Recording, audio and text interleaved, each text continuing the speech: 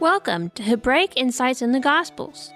Join us every Sabbath on Zion Road Radio for a look at the life, deeds, and words of Yeshua Messiah and his followers from the Torah-centric Hebraic perspective they were originally lived and written in. Stand at the crossroads and look. Ask for the ancient paths. Ask where the good way is, and walk in it, and you find rest for your souls. You find rest for your souls. Oh, you find rest for your souls when you walk in his way. Today's program is on Matthew chapter 8. Is demonic affliction still a problem for us here in modern times?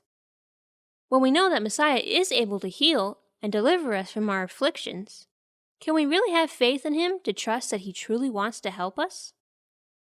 What can we learn from the examples of faith set before us in Matthew 8, and how can we apply those lessons to our lives today?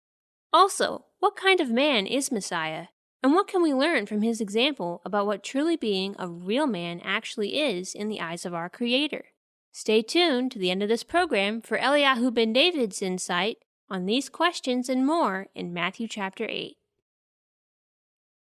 And now, here's today's first few verses.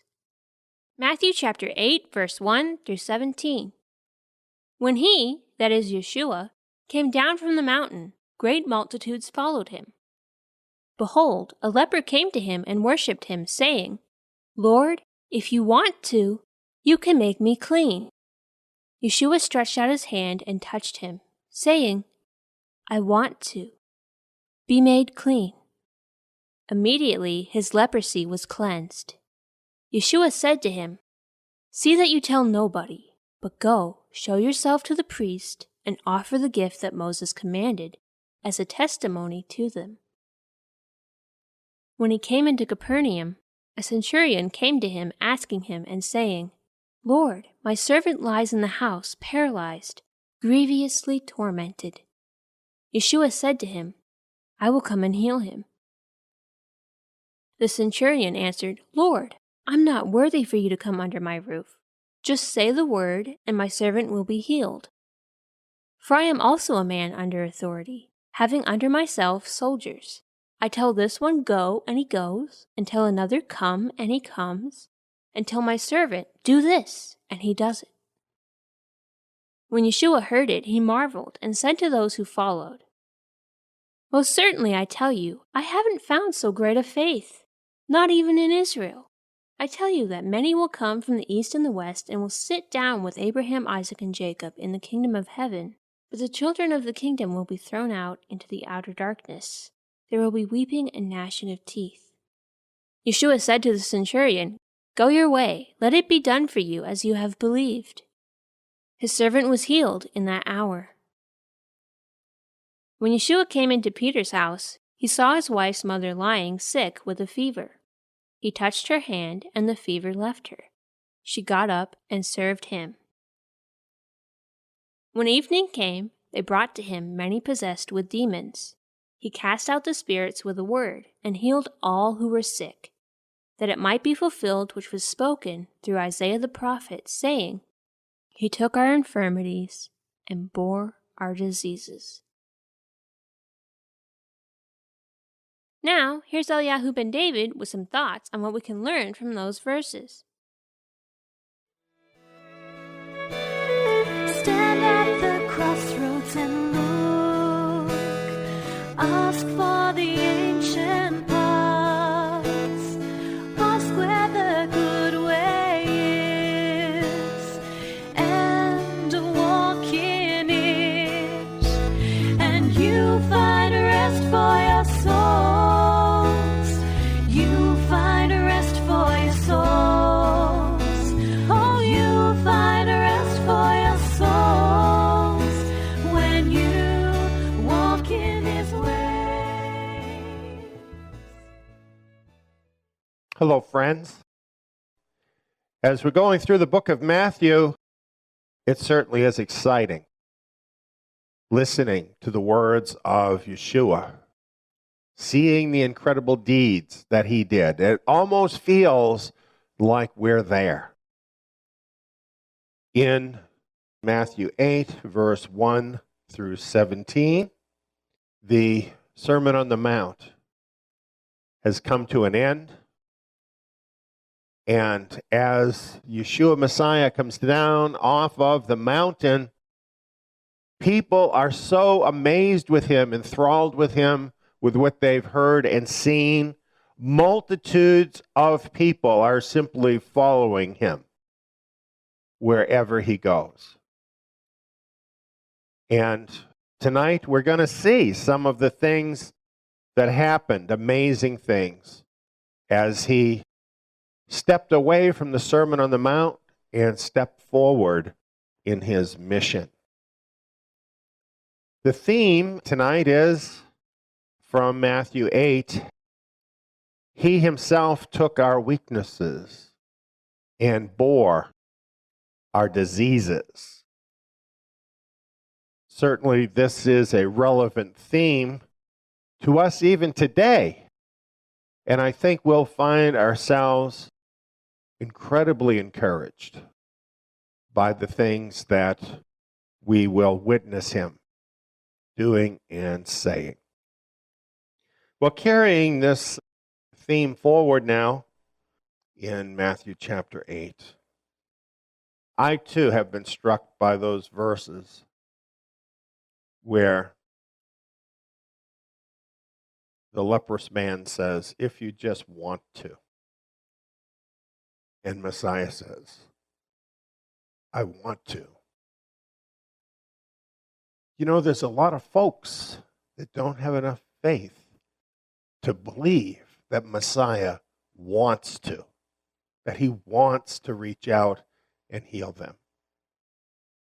And for some of those people, they need someone else standing between them and him to be a friend, to be an advocate, and to appropriate the healing they need, the help they need. Just because we're in the modern world doesn't mean that there's no problem with demons anymore. Just because there's such a thing as modern medical care does not mean that people do not need healing. If anything, we need the things that Messiah offered to those people in Matthew chapter 8 today as much or more as they did back then. And like the Roman centurion, we are called upon to play a role. Our faith can actually result in someone else being made well, as it did in the case of the centurion's servant. Now, I want to tell you, I want to give you a testimony that Messiah is still doing these things. My best testimony is my own life. I had a heart attack, and it was a widowmaker heart attack. And things were such that I died. And yeah, sometimes, you know, through modern medical means, people are brought back. But you know what my doctor told me? He said it was beyond his skill level to do what needed to be done for me to begin breathing and my heart to function again. He gave credit to God. Why shouldn't I?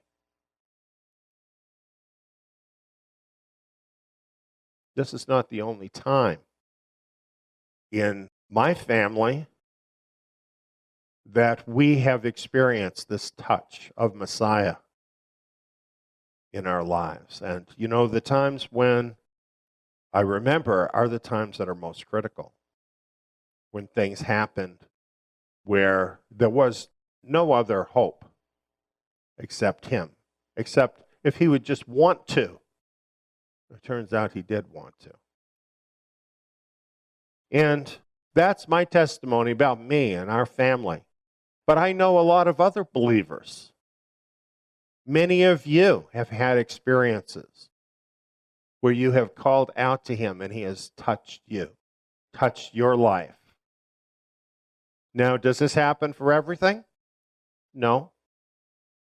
You know, there are some health problems we face that we can deal with those things through natural means. And also there are some folks who are gifted with healing. Sometimes if we turn to one of those folks in the body, that healing we need can come to us. But it still takes faith. And everything in Matthew chapter 8 is still true. Friends, I just want to tell you something. Be aware that the world really hasn't changed that much. There are still lots of people who are vexed by demons. The only thing is, today, it's not popular to believe in demons, so they think it's other things. I would tell you, brothers and sisters, many of the problems that come into your lives are brought into your lives through demons, many times working through other people in order to undermine you, in order to set you back from accomplishing the goals Messiah has for your life. And this includes also sicknesses. There are demonically driven sicknesses in this world, attacking people. And if you call on Yeshua Messiah and you deal with it as what it is, you may be surprised by the results that you get. Yes, Yeshua Messiah wants to help us. And he wants to help others that we care about, that we reach out in faith to pray for. Let's see that that is such an important part of our witness and our ministry in this world. Perhaps we can start doing this with a renewed enthusiasm and see the good results that can come about in the lives of people around us. And I believe this is something Yeshua Messiah would have us all think about and reach out to do more.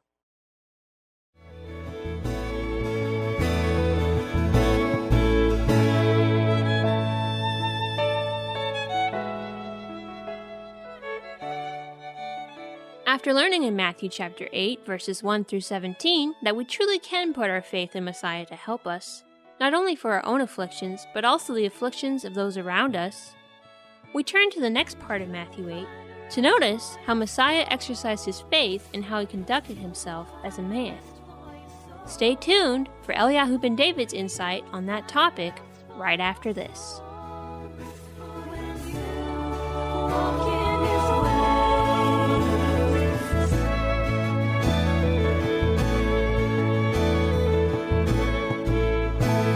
Stand at the crossroads and look. Ask for the ancient path. Enjoying this episode of Hebraic Insights in the Gospels? Want to hear more teachings from Eliyahu ben David? Tune in to our 24/7 internet radio station, Zion Road Messianic Radio. You can catch the latest episodes of Hebraic Insights in the Gospels before they're released as a podcast, learn more about what Zion Ministry teaches from our other programs, and listen to a host of uplifting songs from our independent Messianic music artists. To tune in to our station, go to zion.org. That's TSIYON.org. Or search for Zion Road Messianic Radio. Again, that's Zion, spelled TSIYON, in your favorite internet radio app or station directory. Don't miss the latest episodes. go to tsiyon.org and check the station schedule to see what's playing.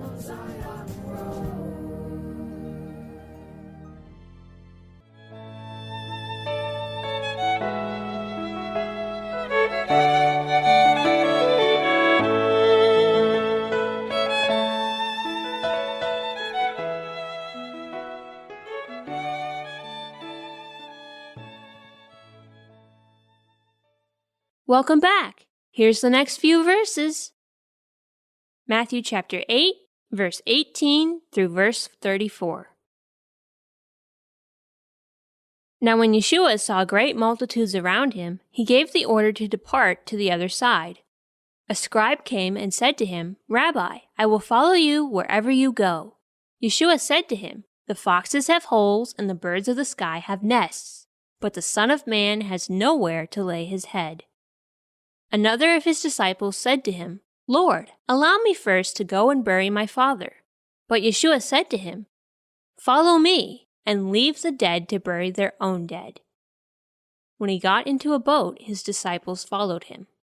Behold, a violent storm came up on the sea, so much that the boat was covered with the waves, but he was asleep.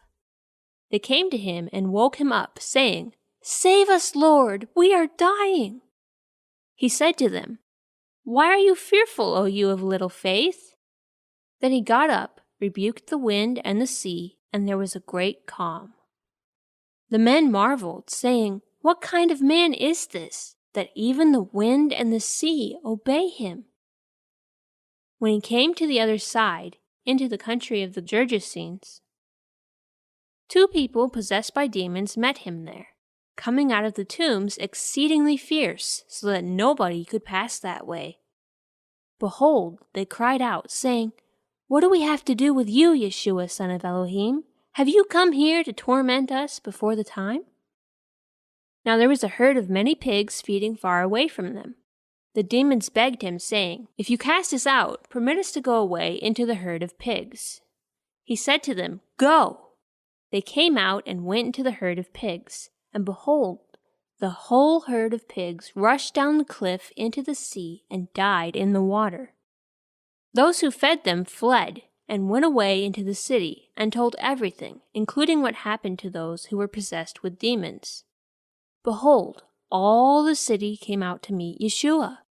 When they saw him, they begged that he would depart from their borders.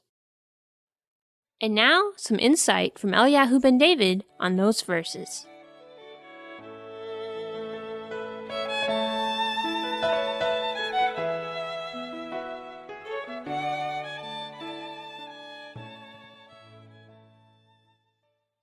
Shabbat Shalom, friends.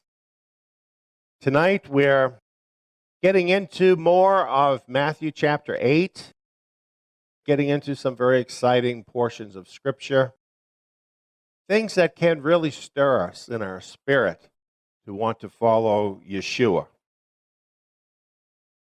In Matthew chapter 8, this one statement from the chapter, what kind of man is this?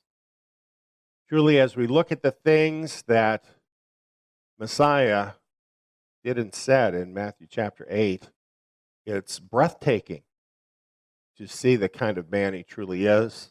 And you can watch as his disciples are catching on to this more and more here in this portion of Scripture.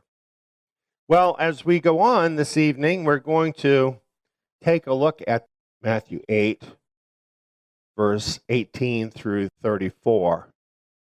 I've chosen as a theme for our whole presentation, tonight's whole presentation, what kind of man is this? And I think as we could see, for instance, from so many of the women that are involved with Zion, we have some fantastic women who want to do something about the kingdom, who are workers, who are putting their faith to work in order to share this truth.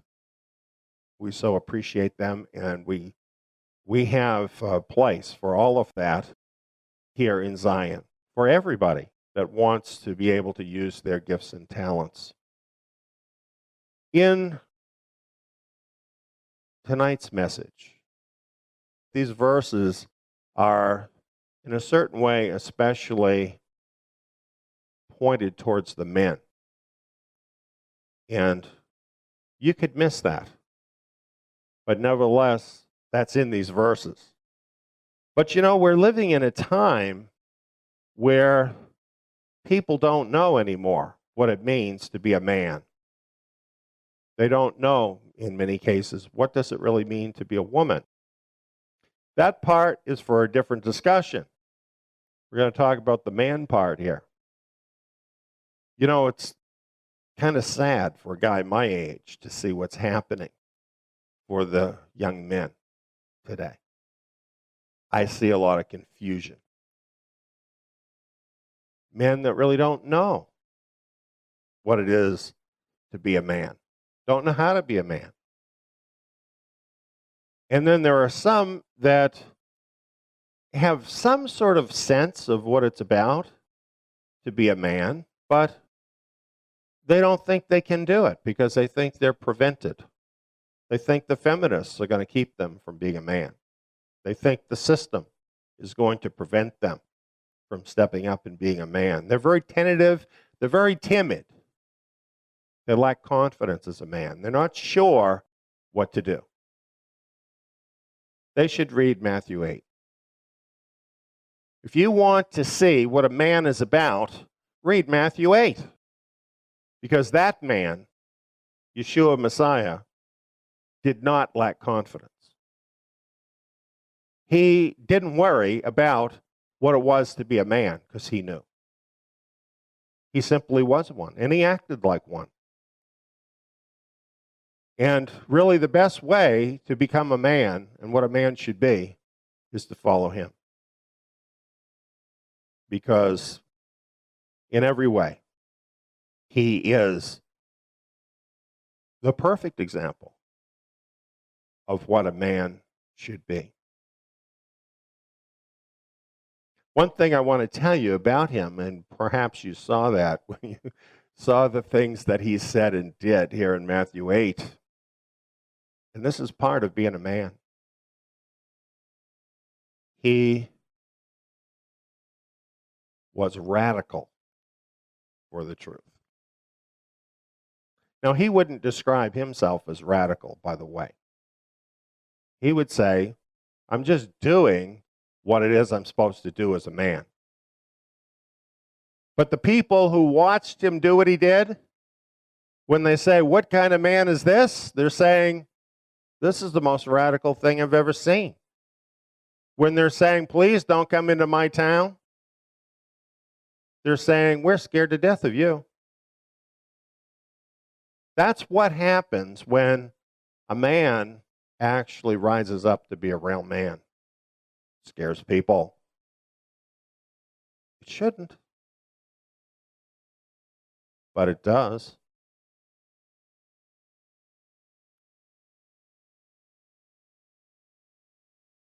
Becoming a man is a lot like riding a bicycle. You know, when God made the first man, he gave him dominion in the image of God, authority over the earth. We've got that. If you're a man, you've got that. So why are you fretting about feminism? Why are you fretting that the world is standing in your way? That's not what Yeshua did. He had plenty of obstacles. He had plenty of people that wanted to stand in his way. But he knew what he was called to do as a man. He got up every morning and he did it. That's what a man does. None of this mamby-pamby, oh, I don't know if I'm going to do this, going to do that. Find out who the heck you are and be that man. That's what we need. That's what Yahweh needs. That's what he wants here in the earth. Just imagine if we had 144,000 men who are men like Yeshua Messiah was a man. What do you think would happen in this world? You don't have to guess. That would bring on the end of the world as we know it. It would bring on an all-out battle and fight between the forces of good and the forces of evil. And guess which is going to lose? There's no doubt. So when, men, are we going to start walking in what it is to be a real man? This is the best training on the earth that you can get in being a man. Right here in the pages of the Gospels, in the example of Yeshua Messiah. And getting back to riding a bicycle. I remember when I was a kid, learning how to ride a bicycle. You know, I couldn't quite master it at first. I was stressing over, do I put my foot here? How do I do that while I'm holding on to the handlebars here? Guess how many times I crashed learning how to ride a bicycle? You know what? If you decide you're going to rise up and be a man, you're going to crash a few times. You know, it's just part of it. You're going to struggle. You're going to obsess over certain things, just trying to get a handle on what it is to be God's man. But you know, in riding a bicycle, there's a certain point where you suddenly have this breakthrough thing, where you're not focusing anymore on where you put your feet on the pedals or how you hold on to the handlebars. You just kind of become free, and you just do it. And after that point, you don't ever think about riding a bicycle anymore. Whenever you need to do it, you just get on the bicycle and you ride it. That's what it is to be a man. You know, you do have to go through this period of struggle where you intentionally act like the man you're supposed to be. And just like learning how to ride a bicycle, it might feel awkward to you. It might even feel like, oh, I don't know if I can ever do this. But if you persist, you're going to get there. And you're going to find that you are actually God's man. And that's what actually feels comfortable, and nothing else really does. And you know why? Because that's what you're meant to be. That's what you're born to be.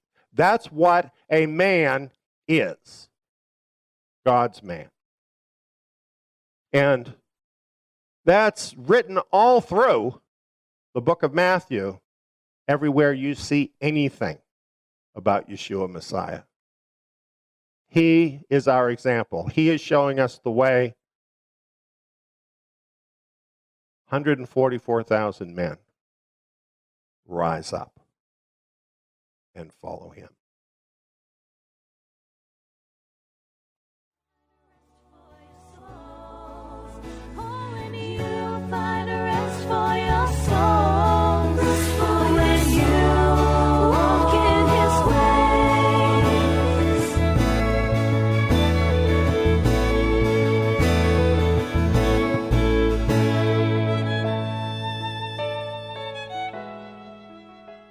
You have been listening to Hebraic Insights in the Gospels. Further teachings and study materials on various related topics and others can be found at our membership site, Zion Tabernacle. Sign up is free. Just go to zion.net. That's TSIYON.net. Or click the membership link on the Zion Road website. New programs on the Gospels will be airing every Sabbath on Zion Road Radio. Join us next Shabbat to learn more in the book of Matthew. Shabbat Shalom!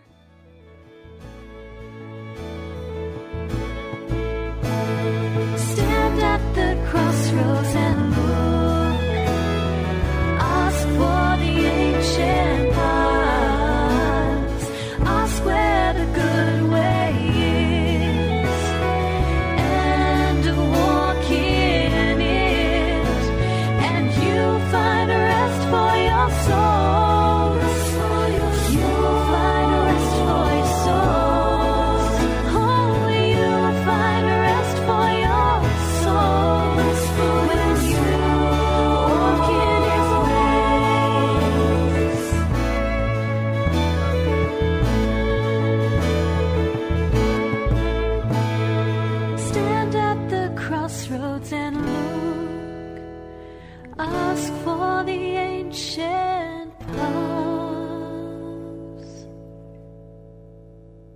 Listen to Zion Road online at www.tsiyon.org. Listen to Zion Road using your mobile device and your favorite radio app. To find out more or support the Zion mission, visit us online at www.tsiyon.org.